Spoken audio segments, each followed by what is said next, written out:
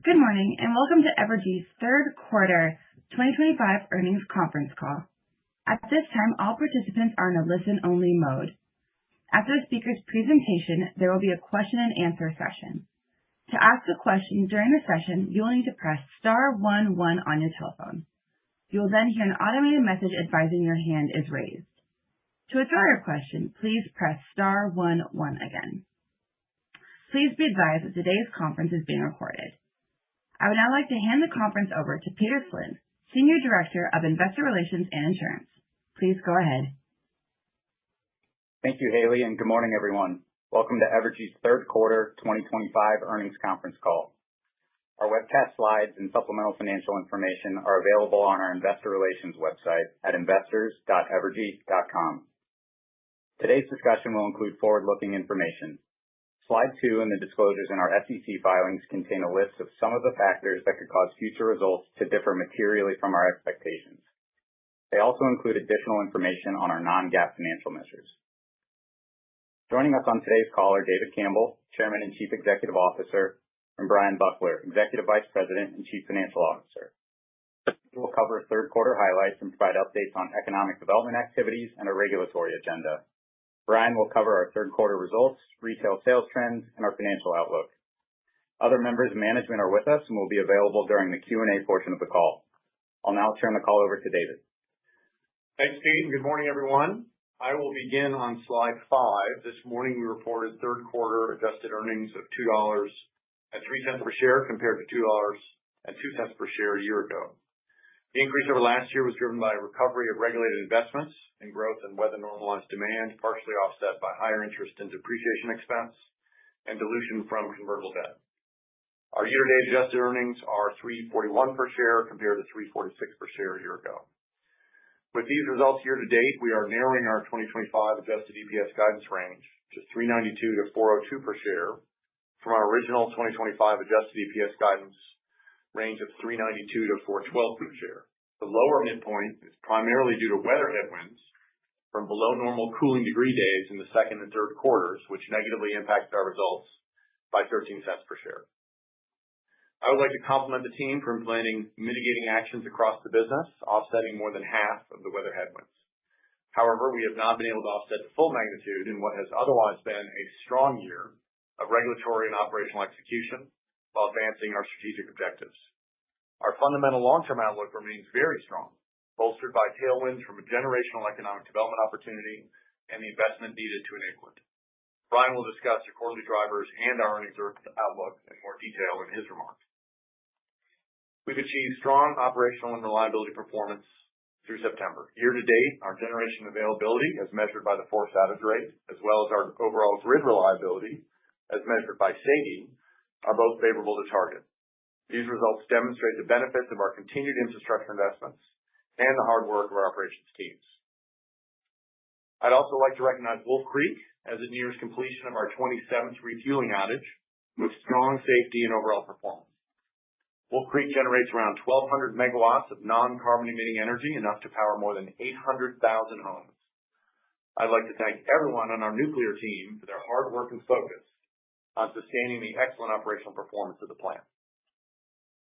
I'm happy to announce a 4% increase in our quarterly dividend, or $2.78 per share on an annualized basis. This increase is consistent with our updated growth outlook and working toward the midpoint of our 60% to 70% target payout ratio. Looking ahead, we will provide a comprehensive financial outlook update on our year-end call in February. We will include refreshed views on our load forecast based on large customer impacts, our 5-year capital investment plan, the related financing plan, and our long-term adjusted EPS growth outlook.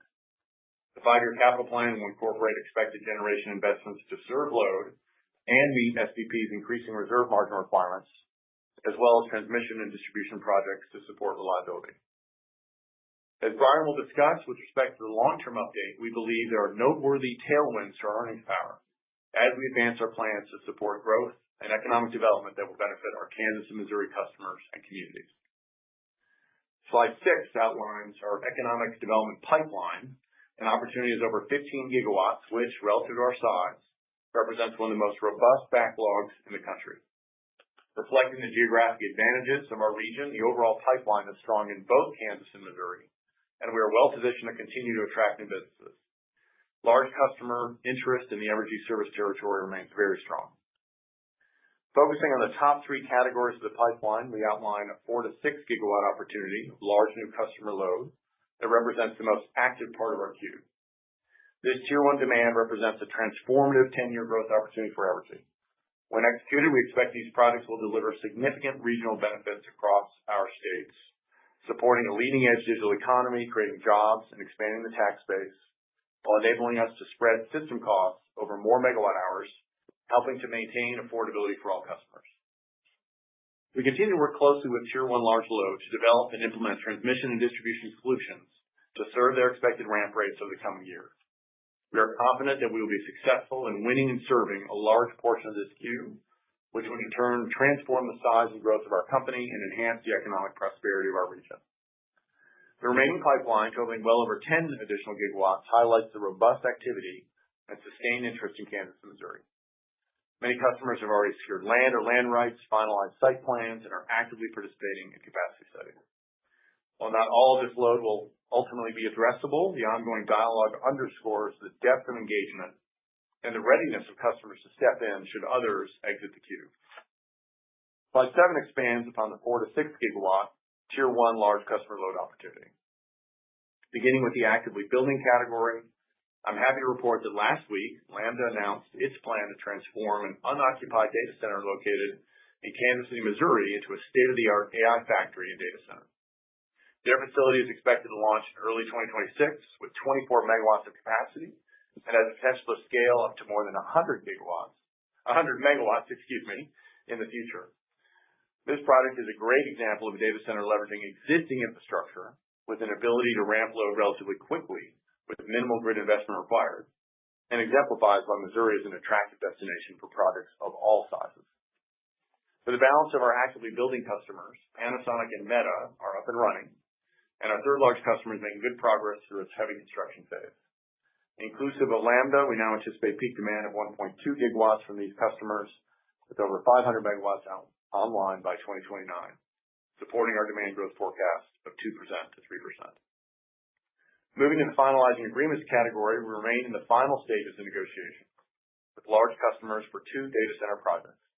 Subject to final agreements and project announcements, we expect to see an impact on our demand growth from these customers in 2027 and 28 and into the next decade, which would raise the overall company demand forecast to 4 to 5% load growth through 2029. Approval of the LLPS tariffs in both states is a key next step for finalizing these negotiations. Additionally, we recently added a third data center to this category, reflecting significant progress and initial executed agreements. This project was previously in our advanced discussions category and demonstrates the high interest from large customers in advancing their projects. We also remain in advanced discussions with multiple customers whose load will represent approximately 2 to 3 additional gigawatts of peak demand. These customers have secured land or land rights, secured site plans, and in some cases, reached letters of agreement and provided financial commitments to move the evaluations forward. Load from these customers is not contemplated in our upside view of 4 to 5% annual load growth, therefore would be incremental. Overall, we continue to see an incredible level of interest in our service territories, and we're making progress with potential new large customers across all stages of discussion. Each category reflects potential new entrants that will empower growth, investment, and drive prosperity for our region. Now moving to slide 8, I'll touch on our latest regulatory developments. 2025, as you know, has been a busy year for our regulatory team, and we've demonstrated considerable progress in advancing our strategic objectives.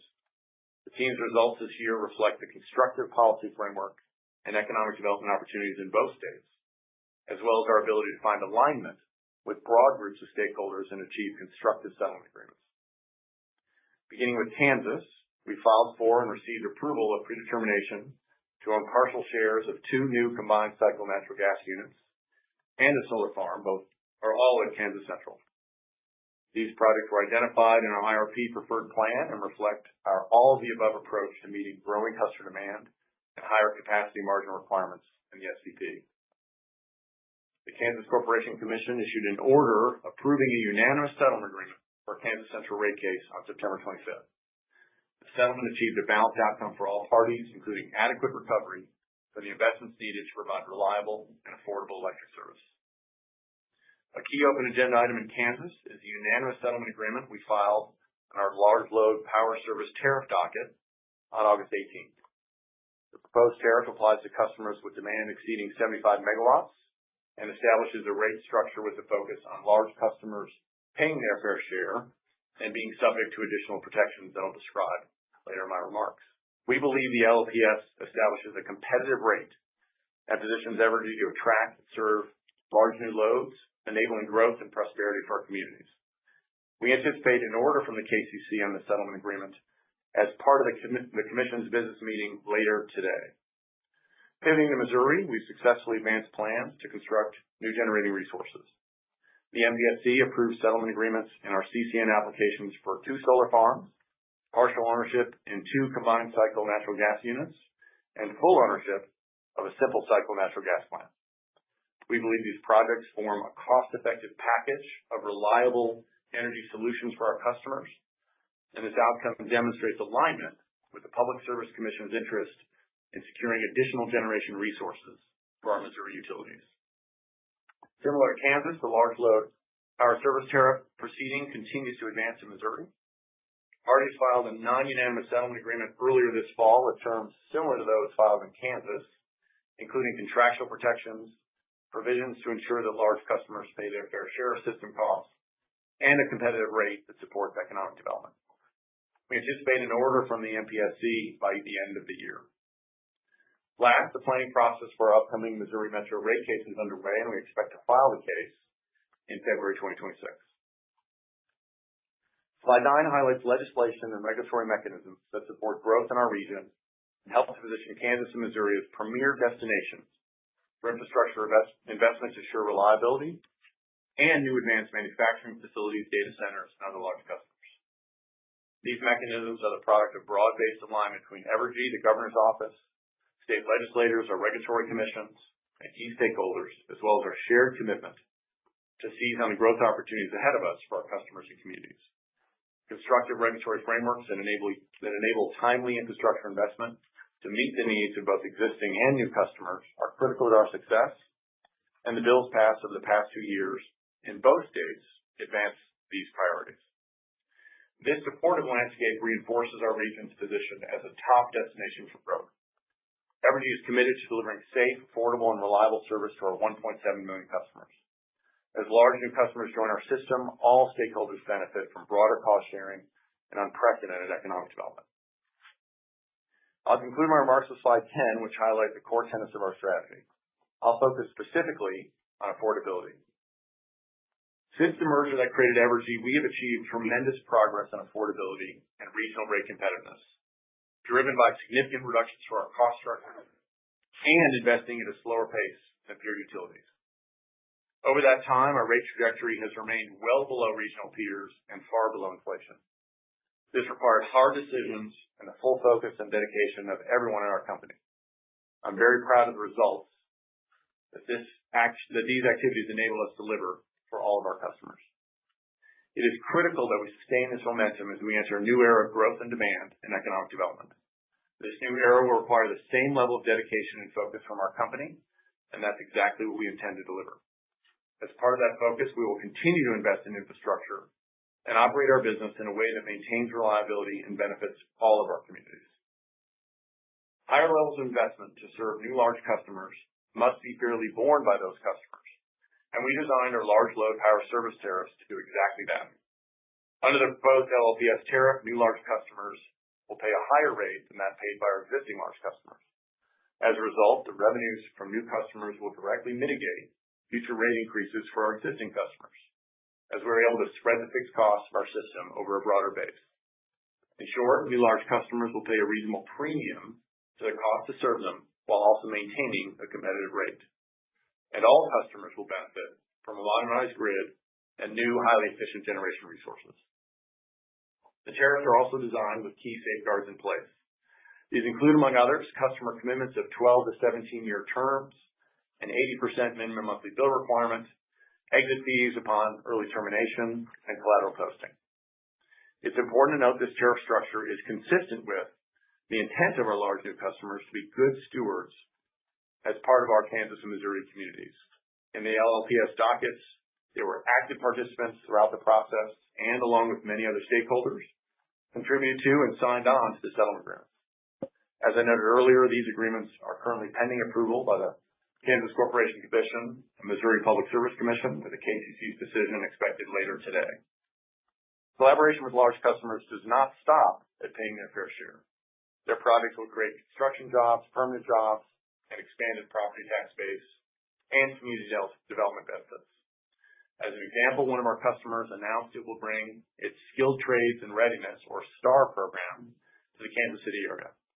The company is collaborating with the Missouri Works Initiative and the Urban League to help increase the entry-level pipeline in the skilled trades, with a focus on underrepresented communities. All STAR pre-employment programs are paid training programs and offer networking opportunities to help participants move directly into employment on local construction projects.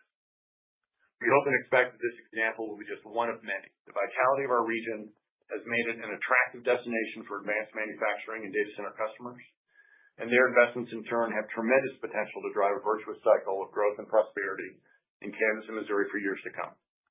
I will now turn the call over to Brian. Thank you, David. Thank you, Pete. And good morning, everyone. Let's begin on slide 12 with a review of our results for the quarter. For the first quarter of 2025, Evergy delivered adjusted earnings of $475 million, or $2.03 per share, compared to $465 million, or $2.02 per share in the third quarter of 2024. As shown on the slide from left to right, the year-over-year drivers are as follows. First, a 2% increase in weather-normalized demand growth drove the majority of the increase of 6 cents per share in the margin shown on the slide. And recovery of and return on regulated investments contributed an additional 11 cents of EPS.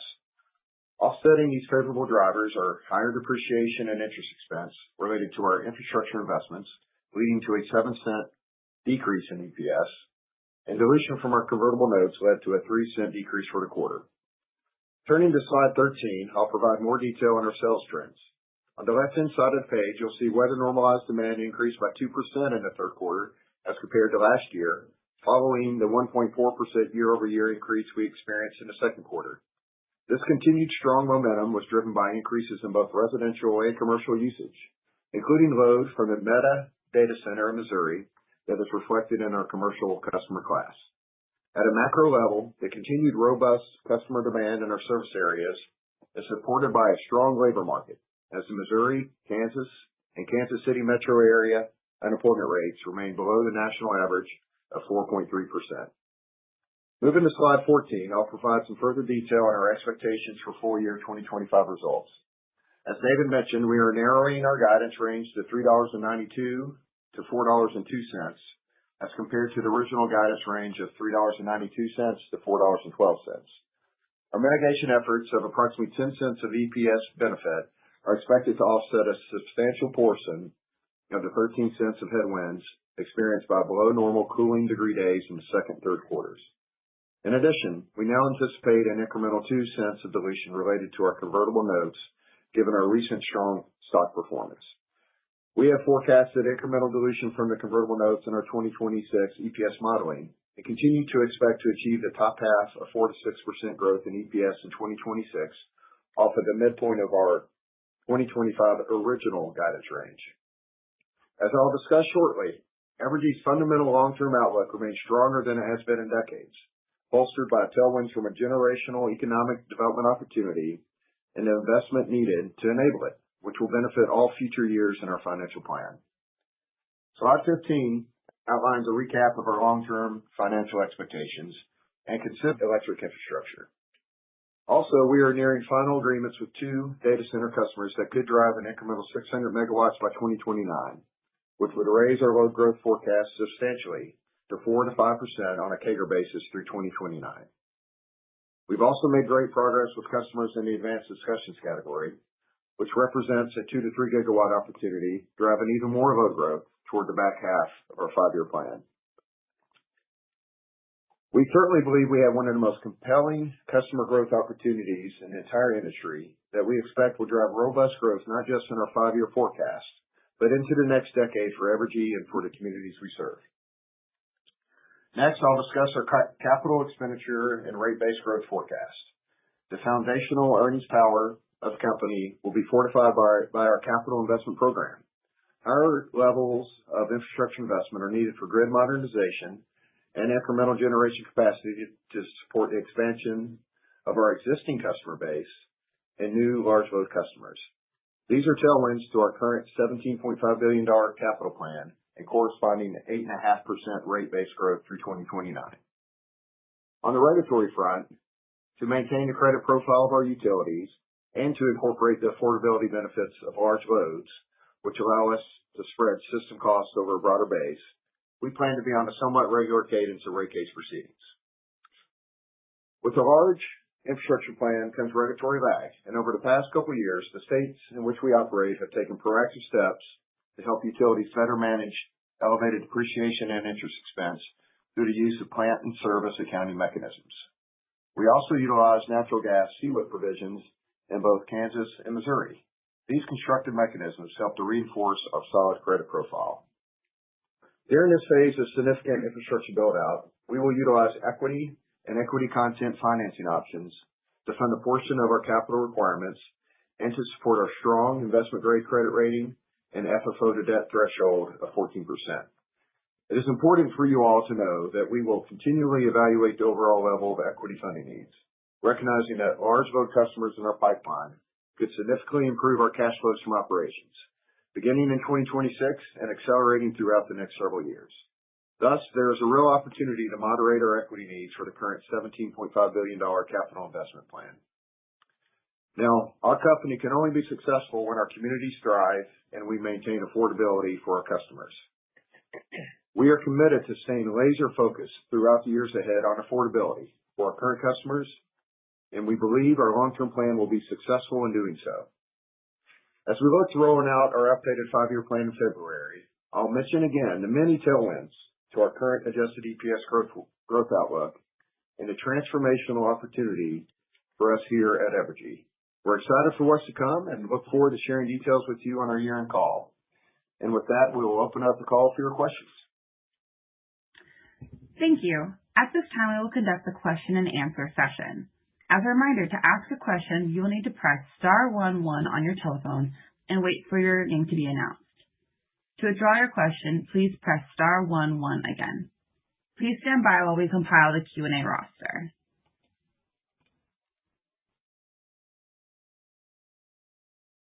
Our first question comes from the line of Paul Zimbardo from Jefferies. Your line is now open. Hi, good morning, team. Thank you very much. Morning. Morning, Paul. Thank you for the time. The first one I wanted to touch on, just as we think about 2026 in Missouri legislative session, obviously there's been a lot of progress in recent years for all the different flavors of utilities.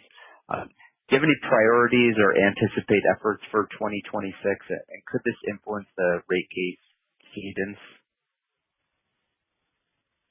Paul, we were really pleased to work closely with many stakeholders last year in Missouri. It had a list, obviously, the Commission, Chair Hahn, the Governor's Office, legislative leadership, the utilities, the key stakeholders. So there's a lot of progress made in SB4. A lot of next year will be around implementing and following through on the elements of SB4 related rulemakings. So I don't anticipate there's, I always talk with the team. We always talk with the team about ways that we continue to advance constructive mechanisms. But after such a busy year and such consequential legislation last year, I think it might be a little lighter calendar in 2026. But important steps, to undertake to advance forward on the constructive mechanisms on SB4. Okay, understood. Thank you very much. And then, obviously, you've got the big refresh coming ahead. Just maybe a little bit of a sneak peek, not so much on the numbers, but even just the cadence. In the current plan, it's slower up front and then accelerates. With whatever, to the extent you do change the growth rate, should we think about that as kind of a linear profile or also accelerating as you move towards the end of the decade? Paul, it's hard to answer that question without getting into what will be in our year-end update. So, I think that Brian did a nice job of describing the multiple tailwinds that make us so excited about the prospects for growth in our region and all that's going to bring for our customers and communities. And that's both the load growth element, the investments needed to make sure that we can serve that load and meet SPP's higher reserve margin requirements, and the beneficial impact it can have in the financing plan. So our prior capital plan, we lay that out by year. We'll lay it out by year in our upcoming capital plan. There's obviously a significant amount of investment. You can see what that is by year, but there's also load growth that helps to mitigate any regulatory lag. So we're really excited about the tailwinds around it, and I won't get ahead around the profile. I think Brian did describe for 2026 itself. We're reaffirming our confidence in the top half of range of 26, and then we'll be talking about how those tailwinds manifest themselves in an updated financial plan that we'll outline here and call. Okay, I understand. Thank you. I had to try. Yep. We're excited, Paul, as you know, because we're excited because of the benefits it's going to bring to our region, our customers and communities, and it's the comprehensive set of factors that are driving that excitement. Absolutely. Thank you, team. Thank you. Thank you. Our next question comes from the line of Travis Miller from Morningstar. Line is now open. Good morning. Thank you. Morning. It seems like Kansas and Missouri have been working pretty well together here over the last few years. I'm wondering, within your service territory, how much competition is there at the local level in terms of attracting some of these large loads? I got to think just the way all states work, that there might be some competition here, either legislatively, politically, local, to try to get some of this economic development. Is that happening? That's a great question. And as a person, I'm now nearly 5 years in this region, and I've been very impressed. And of course, our service territory extends over to central Kansas and Wichita, so it's much broader than just the Kansas City area, and there are parts of the states that are more distant from the state line. But to ask the question narrowly about our region, I'm vice chair of a group called the Kansas City Area Development Council. It represents counties on both sides of the state line, extending all the way from Topeka to Kansas City and eastward and northward and southward. So it's a collaborative approach. There's actually been legislative truces in the past to mitigate potential poaching that might go on across state lines. So they really do a nice job of collaborating. In the great state of Texas, I live 250 miles from any state lines, and I was reasonably close to them. Here, I'm a quarter mile from the state line, and it's the collaboration that happens when you've got that kind of seamless integration. I've been very impressed to see. I've got an older brother. There are times when within a family you might have dynamics, and that can happen. But in general, the teamwork is strong on the collaboration side. Okay. Well, we'll hear more family stories later on. Indeed. They often involve sports. Yeah. And then other question, in terms of that $17.5 billion CapEx, assuming that you get the large load tariff there, you'll have that, you'll have the PISA, the QIP. How much of that 17.5 would actually be subject to a typical rate case filing, right? Essentially, how much of that can you recover without going through a regular rate case, as you call the cadence of base rate cases? Yeah, so there's ultimately all of our investments are subject to reviews to make sure they're prudent and reasonable.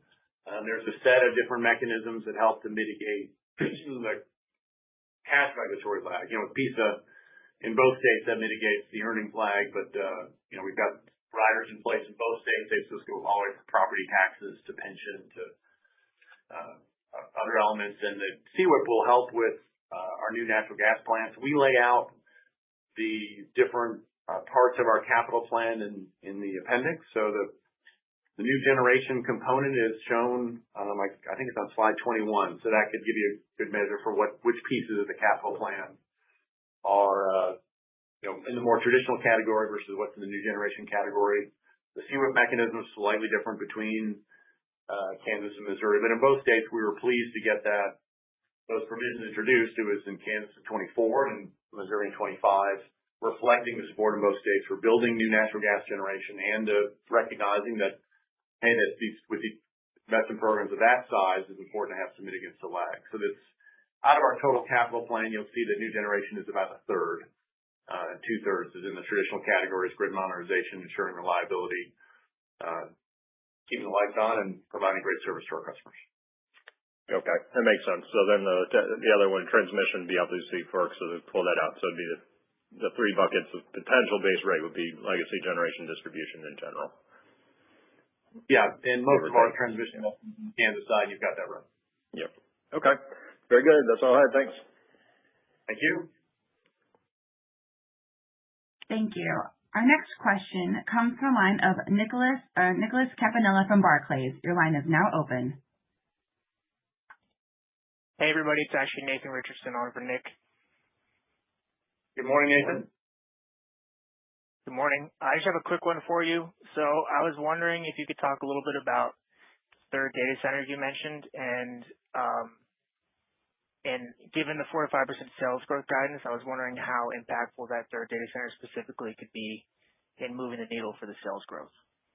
Nathan, that's a great question, and I'm glad you asked it. So as you know, we've included in our financial plan that we provided last year a 2 to 3% annual load growth, but we have quantified that the two customers in the actively building category have potential to raise that annual load growth to 4 to 5%. The addition of the third, the addition of the third customer, and this is in the finalizing agreements category. I'm not mixing up the categories. So that 2 to 3% load growth is from the actively building category. The potential to go to 4 to 5% is from the first two customers in the finalizing agreements category. You're absolutely right. That third data center customer we've now added to the finalizing agreements category would be additive to the 4 to 5%, as would the customers in the advanced discussions category. So thank you for that clarification. Is there any quantification there, or just that it's incremental? No. The bulk of that we expect would be post 2029, but we've not quantified it, but that will be part of our obviously updated year-end call with the overall view is on load growth tailwinds. We added it to the category of finalizing agreements, just the sheer amount of progress we've made with that customer in terms of advancing discussions, advancing agreements, and the financial commitments related to those. So it makes sense to include in that category. We've not quantified the incremental amount. We just noted that it's those additional customers beyond the two that are in the finalizing agreements category would actually be added to the 4 to 5% annual load growth potential. Okay, got it. Thank you. Thank you. Thank you. Our next question comes from the line of Steve D'Ambrisi from RBC Capital Markets. Your line is now open. Hey, David. Hey, Brian. Thanks for taking my question. Good morning, Steve. Good morning. I just had a quick one on the LLPS tariff discussions. Given you guys have a settlement, I know it's not unanimous, but can you just talk about, effectively at a high level, what's left there, what the main sticking points are, and what you think kind of the timeline for resolution around some of this stuff is? I'm pretty sure there's a settlement conferences coming up, and then expected timeline is the end of February, but just want to hear about that and then how that works into kind of moving some of these finalizing agreement buckets into the actively building bucket or signing ESAs associated with it. You bet. I'm glad you asked the question because I'll clarify, because I think you may be thinking about the timeline that's occurring on a different side of the state in Missouri. So for us, we have two LLPS proceedings. One is in Kansas. We have a unanimous settlement agreement that we signed in Kansas. And there's already been briefing on that, and it's actually, we expect a decision on that by the Kansas Corporation Commission later today. It's on the docket for today. So given that they've already had a hearing on that unanimous settlement agreement, we actually anticipate a decision in Kansas later today. And that was a unanimous settlement agreement covering all issues, including all parties. In our Missouri LLPS proceeding, we did have a partial settlement. We have gone through a hearing. Not all parties were in alignment on it. The structure of the settlement that included many parties but not all has terms that are very similar to the ones in Kansas. So it has protections.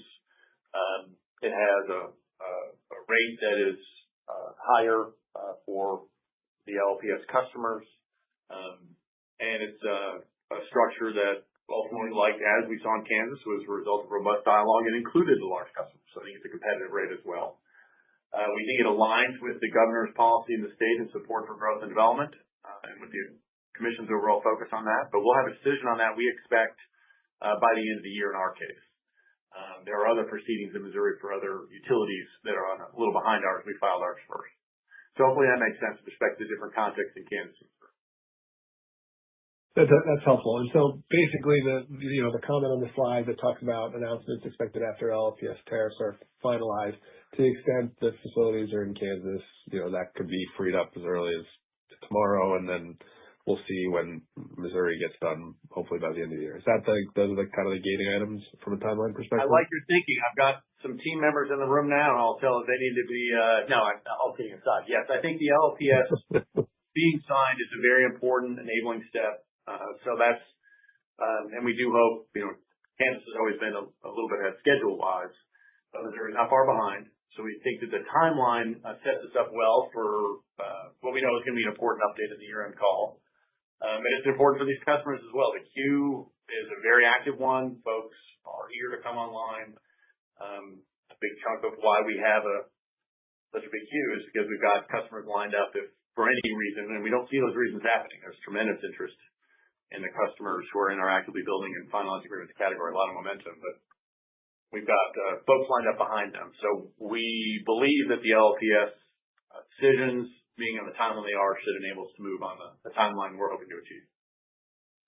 Okay. That's all I had. Thanks very much for the time. Appreciate it. You bet. Thank you. Thanks, Steve. Thank you. Our next question comes from the line of Paul Patterson from Glenrock Associates. Your line is now open. Hey, good morning. Morning. Morning. Just on the financing plan and the $2.8 billion, and I see the board. We obviously have the board and what have you. But I'm just wondering how we should think about this. I mean, you're also mentioning obviously the potential for which you guys mentioned earlier about the cash coming from these potential new agreements being finalized. How should we, if you could just sort of quantify like how much that you think that would impact the 2.8 and sort of, the sort of timing, or if you could just elaborate a little bit more on how we should think about the finalizing of those agreements and what have you. Hey, Paul, it's Brian. Thanks for the question. As a reminder for everyone, our current capital investment plan, 5 years, is $17.5 billion. In total, we believe that'll be funded in part by up to $2.8 billion of equity and equity content capital market instruments, such as JSNs, junior subordinated notes. I do think it's important for you to know that we'll continually evaluate the overall level of equity funding needed, recognizing that, as you say, that energy usage from customers in our pipeline could significantly improve our cash flows from operations, beginning in earnest in 2026 and then accelerating throughout the next several years. Thus, there's the real opportunity to bring that level of equity down by what I've said before, hundreds of millions of dollars. I should also mention, that we continue to see upside bias in our capital investment needs to serve our existing and expected new customers in the year ahead, which will also necessitate a somewhat balanced approach to debt and equity financing. Does that help, Paul? Yeah, that does. I mean, but just to sort of clarify, so that would be something that would obviously require more capital needs and therefore might be an offset to some of this cash flow that you'd be seeing as well. Is that how we should think about it? Yeah, that's the way to think of it for modeling, for sure. Okay. And I guess we'll get more clarity, obviously, as time goes on. But and then I guess I wanted to on the 10 cents of mitigation measures that you guys had with respect to the earnings. How should we think about those mitigation measures going forward? Are those a timing issue and they'll show up next year, or are those things that you found that you think are more ongoing, or some mixture of the two? Paul, I'll describe those. So those are in-year mitigation measures. So obviously we are the size of the weather headwinds and a little bit of incremental headwind from the convert we would hope that we'd offset could offset all of it, but we were able to offset 10 cents of it. And that's really in-year mitigation measures. It doesn't impact our fundamental long-term outlook. I've now this is my 5th year at the company. There were 2 years where we had really warm weather and adjusted the range upwards, didn't change our long-term fundamentals. This is a year where we have weather headwinds, so it's going to impact our performance of this year. But it's both the weather impact and the mitigation measures are really within the context of this calendar year. The drivers for our fundamental plan, as Brian mentioned, are view on 2026, and then the drivers for our long-term plan remain intact and sort of unaffected by the vagaries of weather. Okay. And then with respect to the Lambda deal, which seems sort of interesting here, I'm just wondering, would that, I guess, first of all, when would it go, what time frame would it go from 25 to the 100?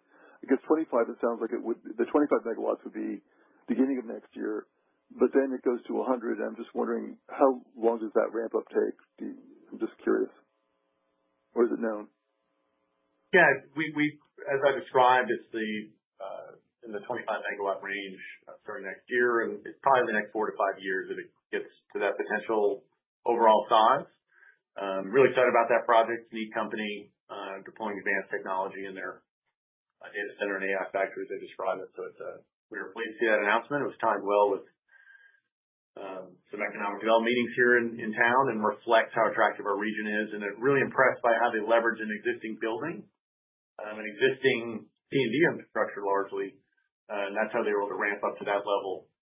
Historically, a 25 megawatt customer would be considered very large. Now in the new era, it is a new era, but it's still obviously a creative approach, and we're pleased to have an advanced facility like that taking advantage of a building like that. Right, that sounds kind of unique. I guess what I also wondered was, like, in terms of the context of these large load tariffs that you were describing, since it's under 75 megawatts and then going to 100 megawatts, would a scenario like that be subject to, obviously this hypothetical hasn't all been approved, but just wondering how, in the context of these settlements that you've had with these large load tariffs, how would a customer like that be treated? Would that be a large load, since it came in initially below the 75 megawatts, but would grow to 100 megawatts? Do you follow what I'm saying? Or would it be because its final number is 100, it would be a large load? Does that make sense? Yeah, typically, these customers are focused on what their ultimate load level is going to be, because they want to make sure that they've got the infrastructure and capacity to get there. And this is an example.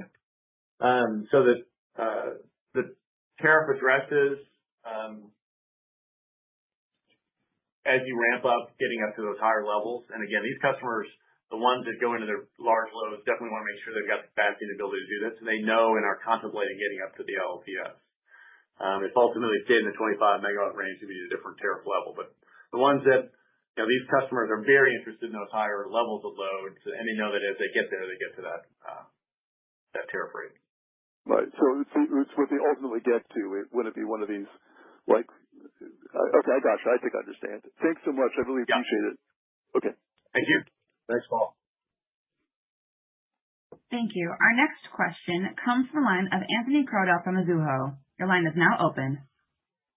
Hey, good morning, team. If I could follow up, I think, on Steve's question earlier, on slide 7, is the actively building category, is that what's currently in the 4 to 6% EPS growth rate, and the finalizing advanced discussion is what's not included in the current growth rate?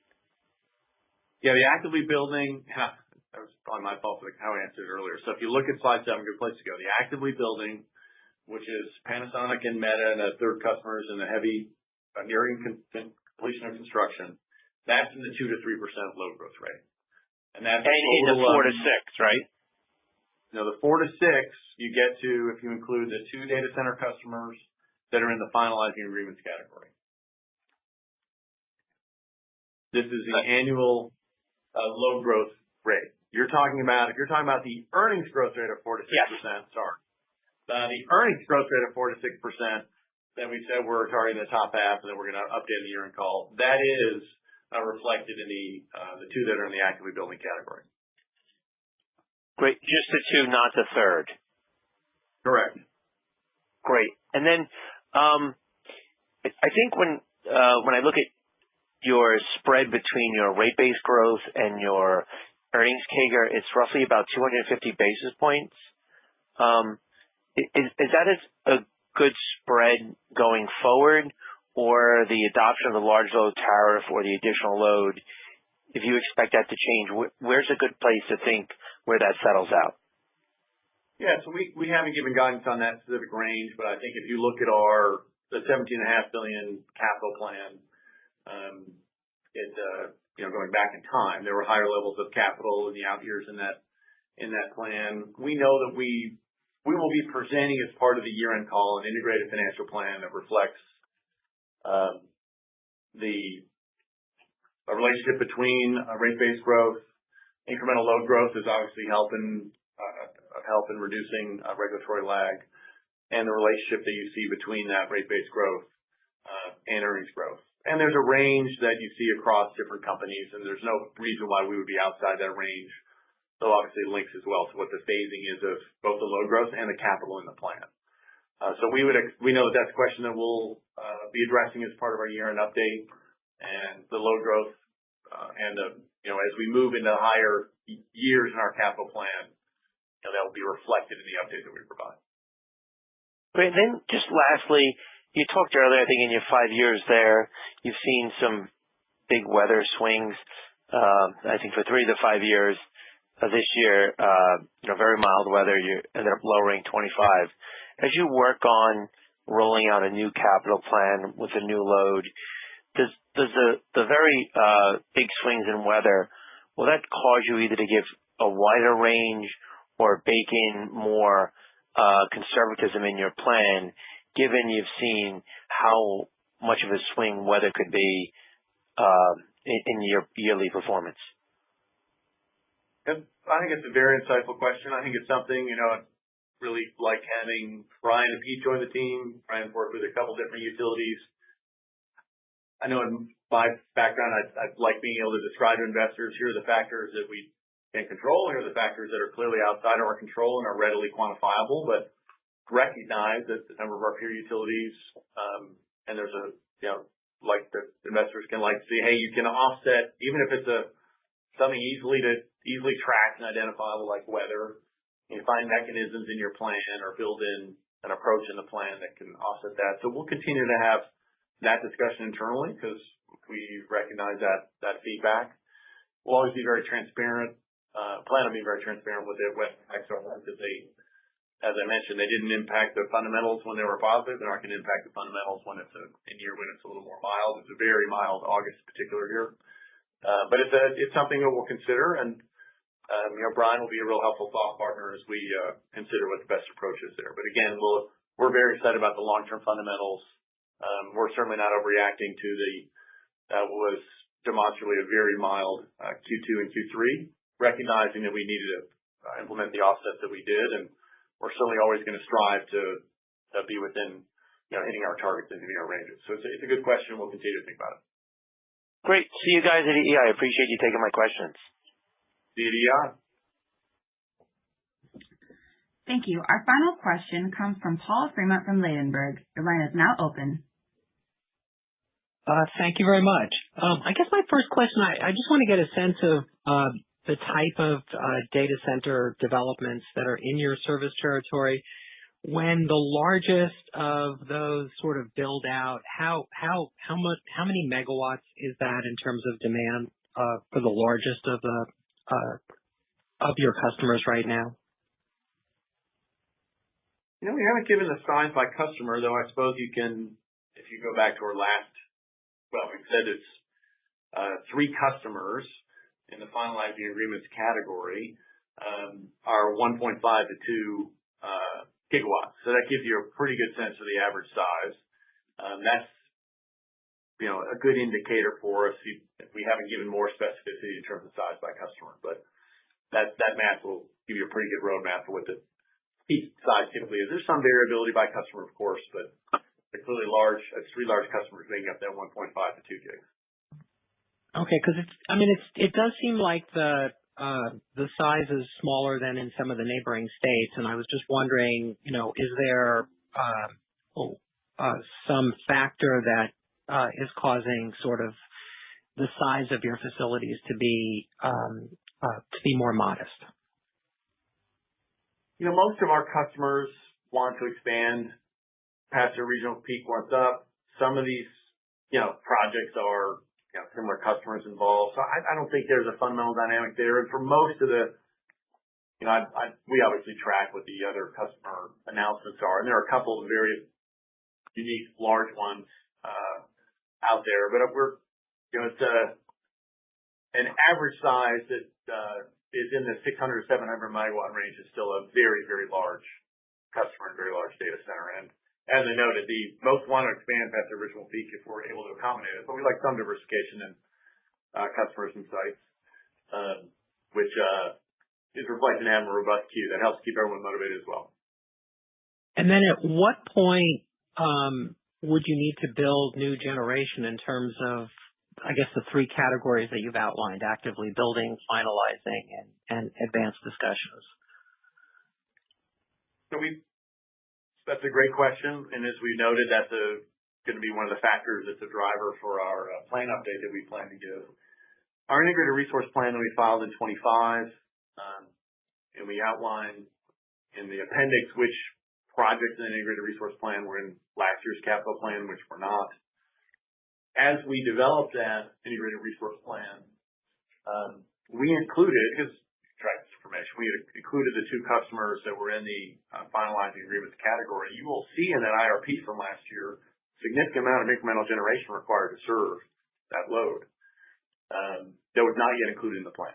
So we have taken steps in terms of long lead time equipment, actions we need to take to be able to serve the customers that we've lined up.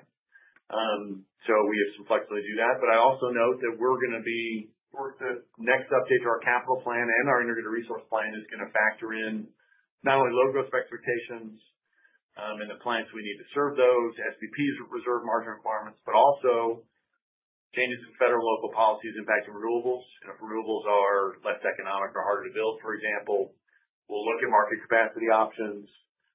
We'll look at potential retirement delays. We're going to look at the whole package to make sure that we are driving reliability and affordability for our customers.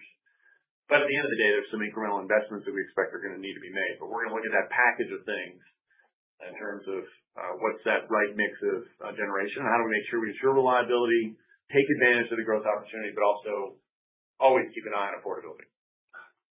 And last question for me, taking into consideration all of the legislative and regulatory changes, what estimate would you have for regulatory lag on a go-forward basis in your jurisdictions? Yeah, Paul, this is Brian. We haven't given an exact number for regulatory lag we expect compared to allowed or authorized ROEs in our states. Things we point to is that historically you've seen us have some pretty low ROEs, but the PISA and CWIP legislation certainly help in that regard. We also have load growth that we haven't seen in many years, and we think it's going to be at a level that we haven't seen in many decades, which will help us kind of bridge that gap and get, we hope, very close to our authorized level of ROE. So that's directionally what I would give you, and we'll share more details in February. Great. Thank you very much. Thank you. Thank you. Thank you. This concludes the question and answer session. I would now like to turn it back over to David Campbell for closing remarks. Thanks, Haley, and thanks everyone for joining the call today. We look forward to seeing all of you at EEI this weekend and next week. And that concludes today's call. Thank you. Thank you for your participation in today's conference. This does conclude the program. You may now disconnect.